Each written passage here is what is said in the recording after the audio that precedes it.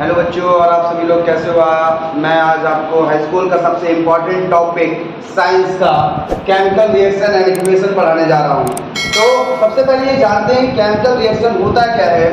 तो मैं आपको बताना चाह रहा हूँ कि जब दो या दो से अधिक पदार्थ आपस में क्रिया करके एक नए गुणधर्म के पदार्थ का निर्माण करते हैं तो उसे रासायनिक अभिक्रिया कहा जाता है। इंग्लिश में क्या बोलते हैं, when two and more than two substances are react with each other and form a new substance, that's called chemical reaction।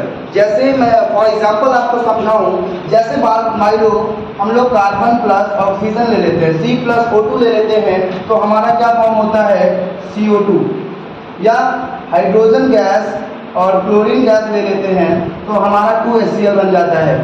ठीक है, अब बात ये आती है केमिकल रिएक्शन होता क्या है। तो मैंने क्या बताया, जब two and more than two substance, मतलब जब दो या दो से अधिक पदार्थ आपस में रिएक्शन करते हैं तो रिएक्शन के बाद एक नए गुणधर्म के पदार्थ का निर्माण होता है। आप खुद सोचो, कार्बन का प्रॉपर्टी अलग होती है, ऑक्सीजन की प्रॉपर्टी अलग होती है, और ये जब आपस में रिएक्शन करते हैं तो कार्बन डाइऑक्साइड जो हमारा फॉर्म होता है उस कार्बन डाइऑक्साइड की प्रॉपर्टी क्या होती है, अलग होती है। क्लियर। वैसे ही आपको पता है हाइड्रोजन गैस की प्रॉपर्टी अलग होती है, क्लोरीन गैस की प्रॉपर्टी अलग होती है, और जब क्लोरीन गैस हाइड्रोजन गैस से रिएक्शन करता है, मतलब अभिक्रिया करता है, तो अभिक्रिया के फलस्वरूप आफ्टर रिएक्शन हमें क्या मिलता है, HCl मिलता है। और आपको पता है HCl की प्रॉपर्टी क्या होती है, हाइड्रोजन और क्लोरीन से बिल्कुल डिफरेंट होती है। इसीलिए हम कहते हैं जब दो या दो से अधिक पदार्थ आपस में क्रिया करके एक नए गुणधर्म के पदार्थ का निर्माण करते हैं तो उसे रासायनिक अभिक्रिया कहा जाता है।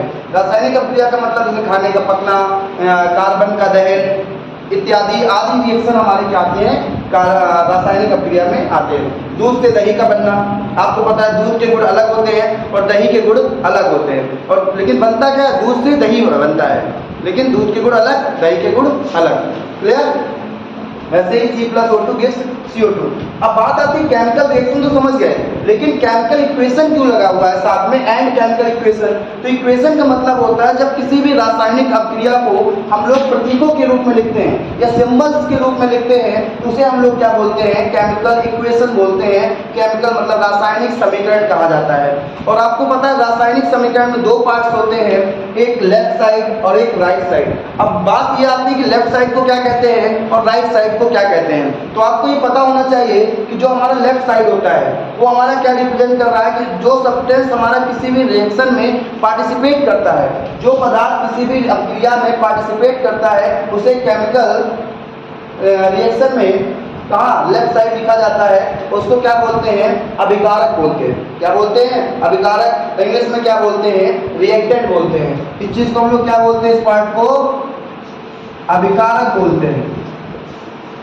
और अभिक्रिया के फलस्वरूप जो हमें मिलता है, जो बनता है, उसे हम लोग उत्पाद कहते हैं, या क्या कहा जाता है, प्रोडक्ट कहते हैं। क्या कहते हैं, प्रोडक्ट कहते हैं। ओके। और ये एरो क्या दिखाता है, मेन चीज ये है, ये एरो क्या दिखाता है, ये अभिक्रिया की दिशा को दिखाता है, डायरेक्शन ऑफ रिएक्शन दिखाता है कि अभिक्रिया हमारी बाएं से दाएं की तरफ हो रही है, मतलब अब इस तरफ से इस तरफ। आपको पता है डायरेक्शन का मतलब क्या होता है, जो एरो का मतलब जो डायरेक्शन दिखाता है, किसका, यहाँ पे किसका डायरेक्शन दिखा रहा है, रिएक्शन का, केमिकल रिएक्शन का डायरेक्शन दिखा रहा है। Okay, that's clear.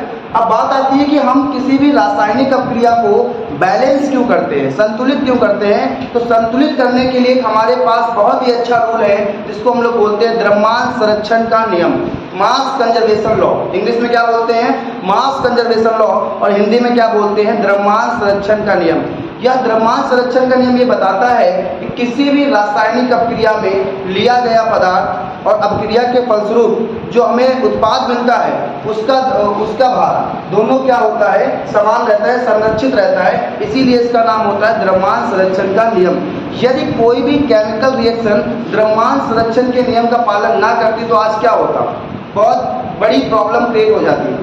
कैसी प्रॉब्लम क्रिएट होती, आप खुद सोचो कि अभी मान लो आप 4 कप चाय बनाना चाहते हो और 4 कप चाय आप बना रहे हो, आपने रिएक्टेंट कितना लिया है, 4 कप चाय के लिए, लेकिन आपको प्रोडक्ट में क्या हो, 2 ही कप चाय मिले, या 4 कप की जगह पे 50 कप चाय बन जाए आपकी। तो आप खुद सोचो, अगर हमारा रिएक्शन बैलेंस नहीं होगा तो हमारा इसमें नुकसान भी है और फायदा भी है। लेकिन अभी मान लो कुछ भी, मतलब कोई भी चीज़ आप लेते हो, जितना लेते हो उससे कम मिलता है, ज़्यादा मिलता है तो आपको ज़्यादा मिलता है तो प्रॉफिट, कम मिलता है तो लॉस। लेकिन ऐसा यहाँ पर नहीं होता, क्योंकि आपको पता है जितना सब्सटेंस आप लोगे आफ्टर रिएक्शन उतना ही चीज़ आपको, उतना ही प्रोडक्ट आपको फाइंड आउट होगा।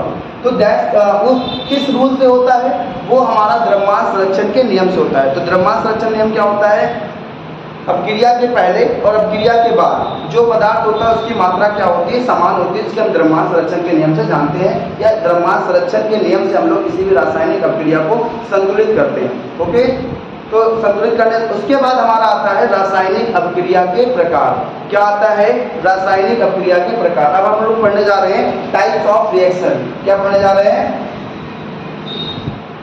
टाइप्स ऑफ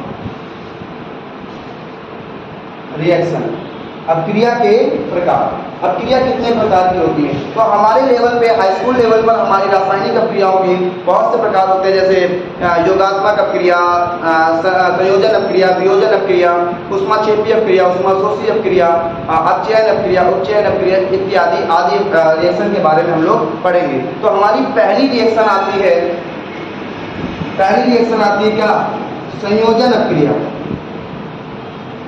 क्या आती है, संयोजन अपक्रिया, जिसको हम लोग वियोजन अपक्रिया, संयोजन अपक्रिया जिसको हम लोग योगात्मक अपक्रिया के नाम से भी जानते हैं। किस नाम से, योगात्मक अपक्रिया के नाम से, या इंग्लिश में इसको बोला जाता है मुन्ना एडिशन अपक्रिया, एडिशन रिएक्शन। तो नाम से ही क्लियर है, संयोजन, योगात्मक, एडिशन, सबका एक ही मतलब होता है, जुड़ना। क्या मतलब होता है, जुड़ना। तो संयोजन मतलब होता है संयोग होना। तो आपको पता चल गया होगा मेरा कहने का मतलब क्या है, जब दो या दो से अधिक पदार्थ आपस में क्रिया करके एक नए गुणधर्म के एक एकल पदार्थ का निर्माण करते हैं। जैसे मेरा ये मार्कर है, मेरे पास दो सब्सटेंस है और ये आपस में रिएक्शन करके एक नए सब्सटेंस का निर्माण कर रहे हैं, और इसकी प्रॉपर्टी क्या होती है, उन लिए गए हुए सब्सटेंस से बिल्कुल डिफरेंट होती है। इसीलिए इसको क्या कहते हैं, संयोजन अपक्रिया या एडिशन रिएक्शन कहते हैं। मतलब जब दो या दो से अधिक पदार्थ आपस में क्रिया करके एक नए गुणधर्म के एक एकल पदार्थ का निर्माण करते हैं, तो उसे हम लोग क्या कहते हैं, संयोजन अपक्रिया कहते हैं, या योगात्मक अपक्रिया कहते हैं, एडिशन रिएक्शन कहते हैं। उसी सेम रिएक्शन से हम इसको इंडिकेट, फॉर एग्जांपल C+O2, दो सब्सटेंस थे आपस में रिएक्शन करके एक नया सब्सटेंस बनाते हैं CO2। Okay, that's clear. आगे हम लोग कल पढ़ते हैं टाइप्स ऑफ रिएक्शन में। Okay, thank you class.